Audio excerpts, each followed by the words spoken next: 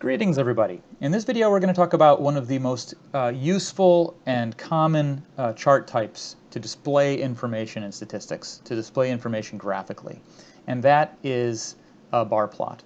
All right, so let's start by taking a look at some examples online. All right, so here's one from The Economist. This is about the percent change in the stock market, in several stock market indices between January 1st and August 3rd, 2020. They've split it up into the aggregate index and just for banks. Okay, and we have three different indices here, right? And we can see how much they've changed. You can see things have not been going well these days. These bars are in the negative, right? So we can see that there's been a large negative 35 about percent change for the S&P 500, a little bit more than that, maybe negative 37% for the Europe 600, and negative 46% about for the FTSE 350. All right, so these have not done well. The aggregate indices have not done well for these two down here. The only one it has done well for is the S&P 500 with a slight increase. So the bar plot is allowing us to see this change in these indices. All right, let's take a look at another one here. Move out of the way. We're looking on the right-hand side.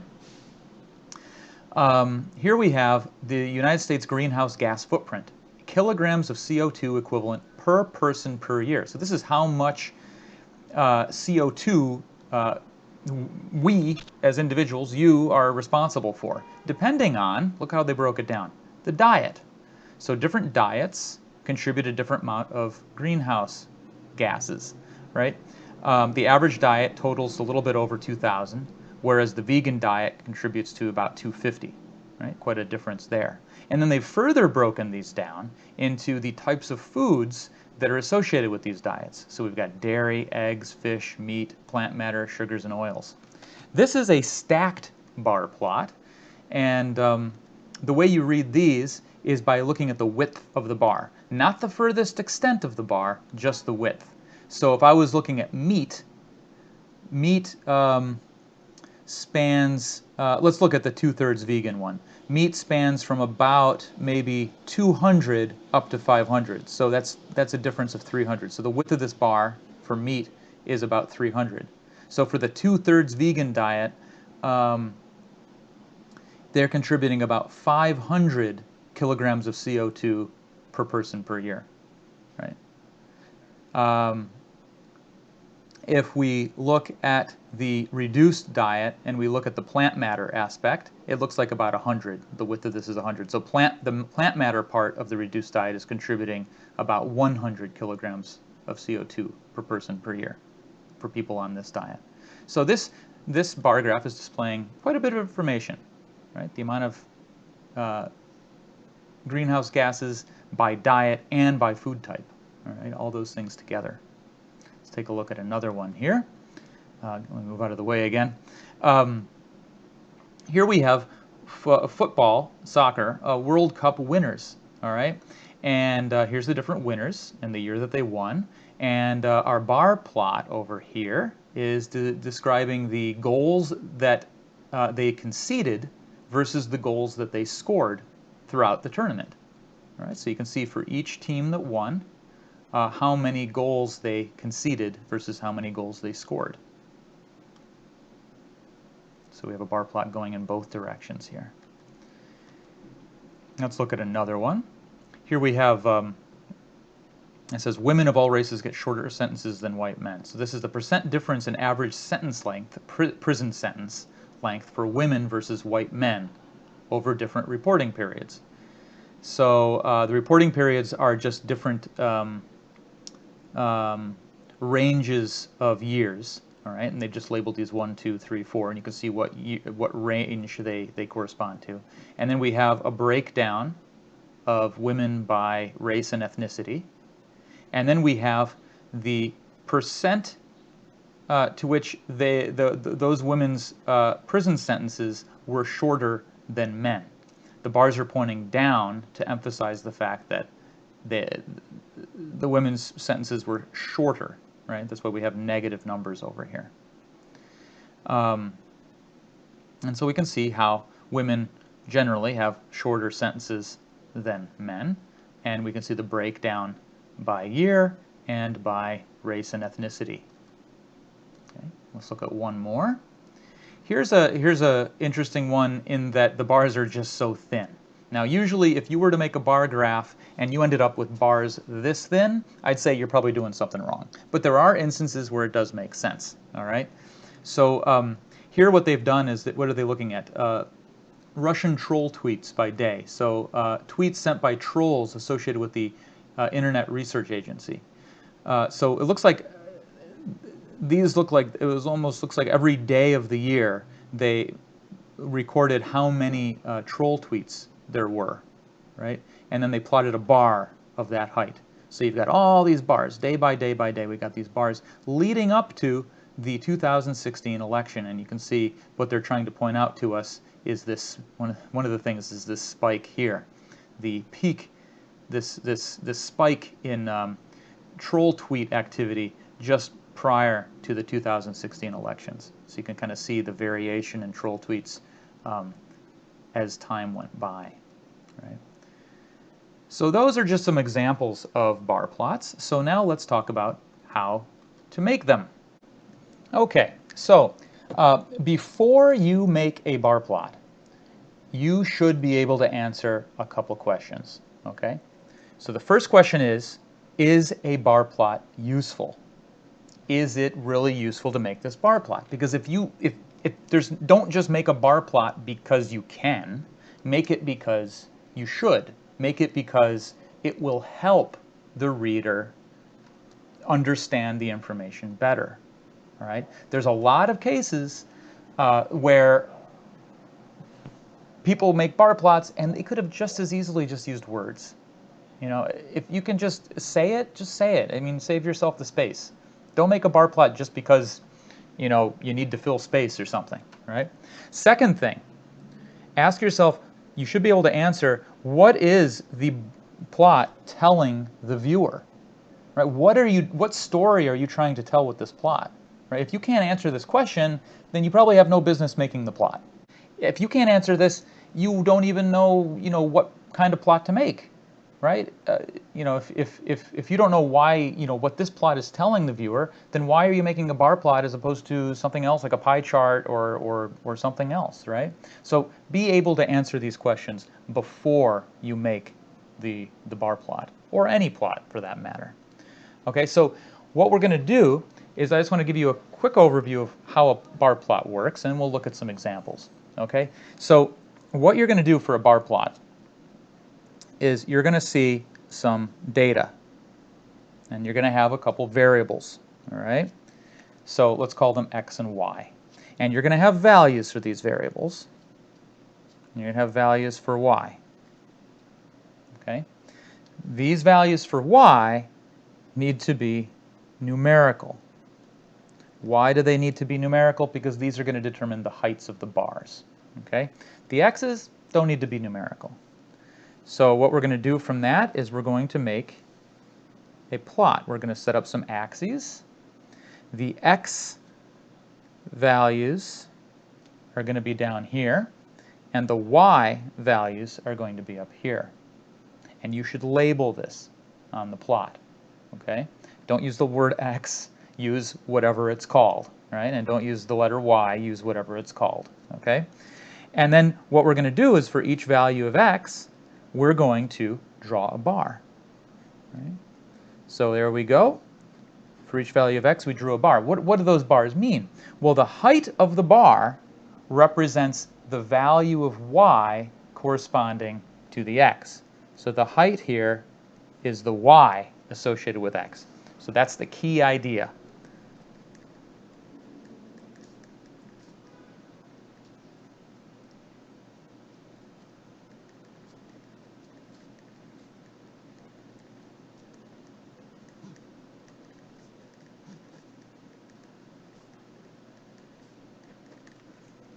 And that gets across something else that's very important. In order for a bar graph to work, the y's need to be associated with the x's. If these are just two independent sets of data, this doesn't make any sense. What y is associated with x? We need to know which one y is associated with which x. So these need to be tied together in some meaningful way, right? And if that is the case, we can make the bar plot. So that's a very theoretical, kind of abstract idea behind bar plots. Now let's actually make some, okay? So here are some examples. In the first example, we've got different televisions, okay? And we have, for each one of these televisions, I just listed them by brand, I have a cost, okay? So here's our x's. I'm going to think of this as our x, and here's our y's. I'm going to think of this as our y. So what we're going to do is we're going to make a graph. And what is going down on the x-axis? This is the television, right? So that's what I'm going to label this as. What televisions do we have? We have LG, we have the Samsung, and we have the Sony. Now, we're going to have to draw bars. How high do the bars need to go? Well, find the largest number over here. The largest number is 350. So I need to go up to at least 350. You know what I'm going to do just to make it easier? I think it'll be easier to tick off values if I just go up to 400 here. Split that in half, I get 200. Split that in half, I get 100. And then halfway between here and here is 300. So I've got a good evenly spaced set of tick marks on which to base my bars. Okay? So LG, height 270, right? So I'm going to draw a bar of height 270. That's about up to here, I think. So there's my bar for LG. And if you want to be extra clear, I recommend that you write the value above the bar so people can see the exact value. Samsung, 350. So that's going to go halfway between 3 and 400. So that's going to be a bar of this height, 350. And Sony is a bar of height 200. There we go. And I forgot one key thing was to label the y-axis. Forgot. So what's this? It's the cost. We should have labeled that up here. Okay, make sure you label your axes. So that is how we make a bar plot. Okay, let's look at another one. What we have here is I've got, so it's a very similar looking data set. I've got planets, and I've got the age of astronauts. Okay. Okay, we got Mars, Earth, and Venus, and we got these numbers. So I could just start making a bar plot, right? Well, no. Let's think about this. Let's think about those questions, right? Those questions were, oh, where did I put them? Ah, there they are. Is a bar plot useful here? I don't know. What am I trying to convey? I mean, up here it made sense, right? I want to relate the costs of the TVs, and I want to get a picture of how they relate to each other. In this pictorial sense, I can see kind of the relative difference between the costs. That's really useful. Would a bar plot be useful here? I guess I can get a relative difference between the ages of the astronauts. Okay, so maybe, but what does that have to do with the planets? What about this other question here? What is the bar plot trying to tell a viewer? What do the planets have to do with the ages of the astronauts? I have no idea what I'd want to be telling the viewer here, right? And then moreover, what was that other thing we said? We said that the variables here, the x and the y, need to be related. Is there any association between planets and the age of an astronaut? Not that I know of. I mean, I didn't say that this is the age of the astronaut that went to Mars. And I know no astronauts went to Venus, right? Temperature is, I don't know, some ridiculously hot, crazy temperature there. You can't send a person to Venus. So there's no association between here. So for all three of those reasons, there's no reason to make a bar plot here, and it doesn't make sense to make a bar plot. It's not useful. We don't know what it would be telling the viewer, and these are not associated to each other. So bar plot does not make sense.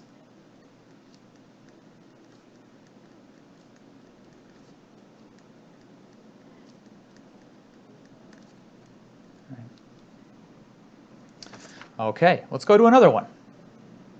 Let's look at this one. We've got some numerical data here. We've got different people. All right, we got their heights and their weights. Okay, so for this height and weight data, would it make sense to make a bar plot? All right, so let's look at our questions. Is a bar plot useful here? Well, imagine what you're going to do. You're going to make a plot where for each one of these values you're going to have a bar of this height. Is that useful to do? Well, let me go ahead and show you what a bar plot would look like. All right, so I went ahead and used a computer to do this quickly. All right, so here's the bar plot. What is this showing us that we aren't seeing from the data itself? And the answer is absolutely nothing.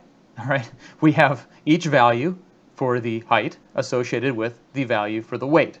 Right? That's exactly the same as the information that we were seeing when we simply looked at the table itself. Right? Seeing the heights of the bars isn't helping. It's not telling anything, and it isn't really telling us anything useful. It's not allowing us to see anything that we weren't able to see from the table itself. So there really isn't there's not a useful purpose for that bar plot. And then what is the plot telling the viewer? Well, it doesn't seem to be telling us anything useful, right? If you wanted to display this data, I would just keep it as a table. All right, so again, bar plot does not make sense here.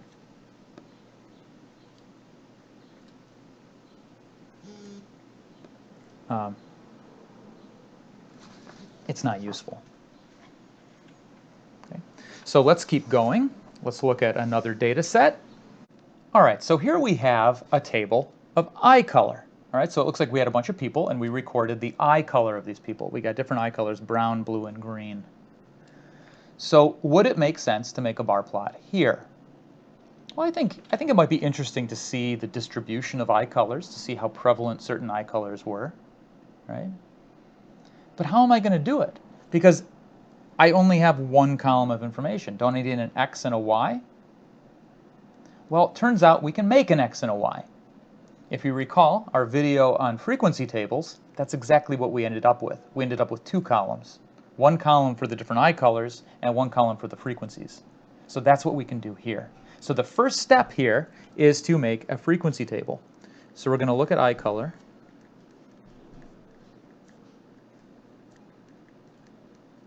And then we're going to look at frequency. What are the eye colors? Brown, blue, and green. What are the frequencies? Well, brown occurred 1, 2, 3, 4, 5, 6, 7 times. Blue occurred 1, 2, 3, 4 times. Green occurred 1, 2 times. Okay, so that gives us our two things that we can plot here. So let's go ahead and do it.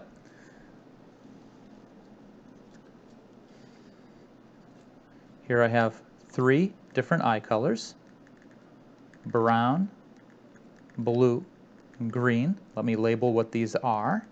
Eye color. And then what are we plotting on this axis? Frequency. And let's see, the values go up to 7, but I think it'd be better if I went up to 8. That's just a nicer number, because I can cut that in half and make 4, cut that in half and make 2, and cut this in half and make 6. Right. So how many brown eyes were there? There were 7. So I'll make a bar of height 7. How many blue eyes were there? There were 4. So I'll make a bar of height 4. And how many green eyes were there? There were 2. So I'll make a bar of height 2. And there we can see the distribution of eye colors. So that's what we're seeing here.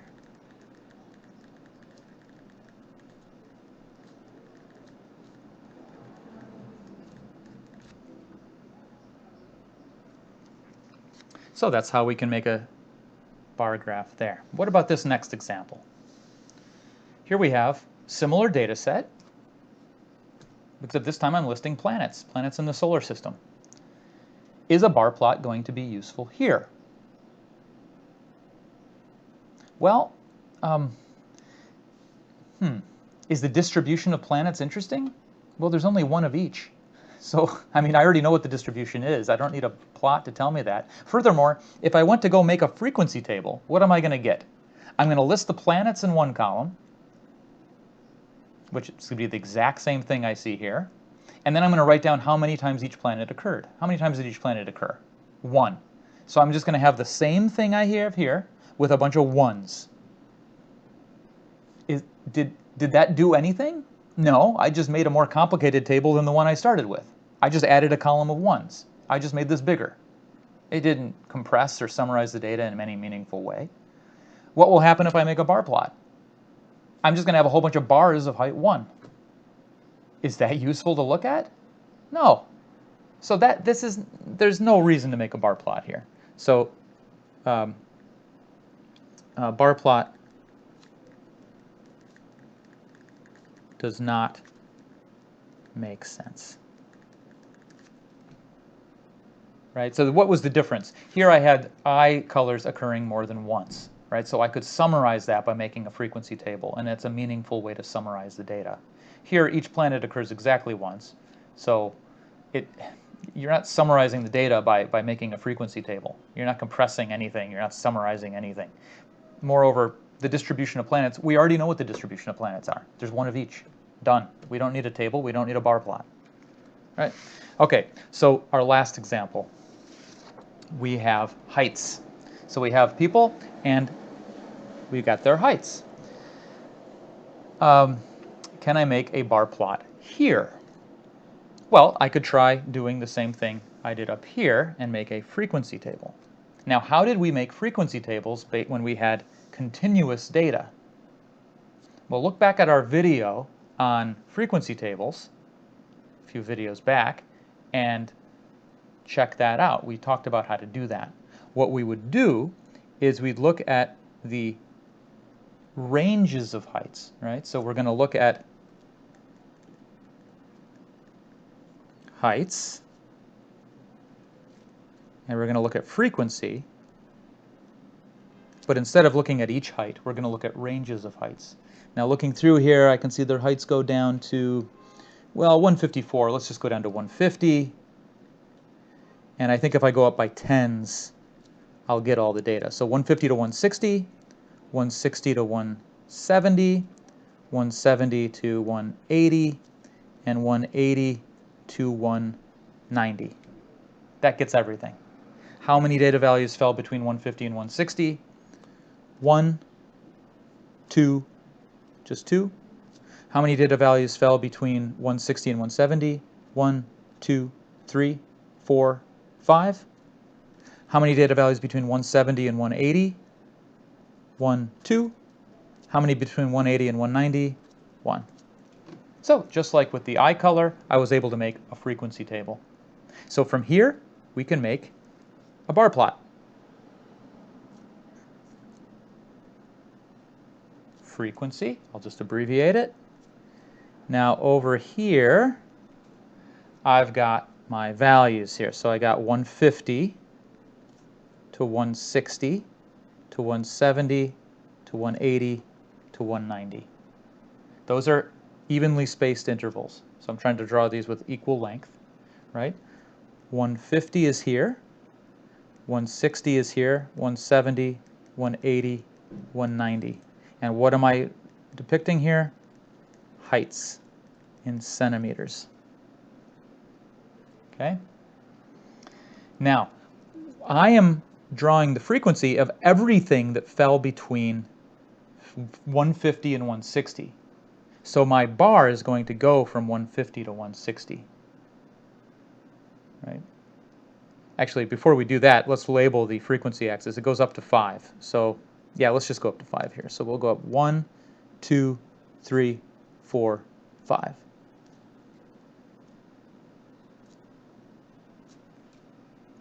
Now, everything that fell between 150 and 160 amounted to 2 things. So I'm going to draw that bar of height 2. Notice that I went all the way from 150 to 160 because that's the range that I indicated.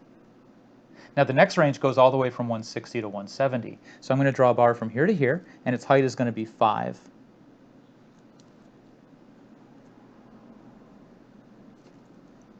So we had height 2, height 5. Then I'm going to go all the way from 170 to 180, and its height's going to be 2. Then I'm going to go from 180 to 190, and its height is going to be 1.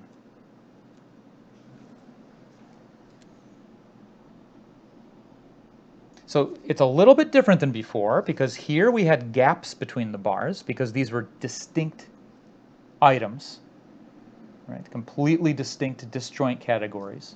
Here we have intervals which are right next to each other. They're touching. They share this endpoint. So the bars should be touching. When you start with continuous data, and then you make a frequency table,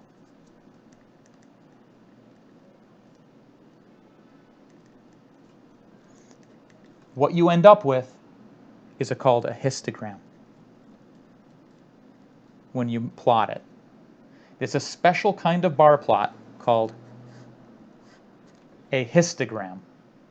So, important term there. If you're ever asked to make a histogram, this is what you're going to do. You have to start with continuous data first. Well, it doesn't have to be continuous, but it has to be something that you're going to end up grouping, and it's usually continuous data. So maybe I shouldn't say continuous. Maybe I should just say numerical here, because it doesn't have to be continuous, but you have to group it into frequencies. And if you do that and then plot those frequencies, you end up with what we call a histogram. And that's a special kind of bar plot. Now keep in mind that a histogram, we pointed this out, the bars will always be touching. There'll be no gaps between the bars.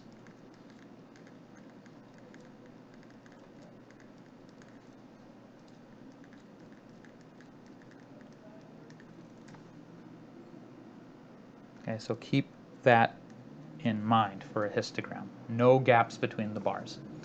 Okay, so that is our section on bar plots. Okay, so I will see you in the next video.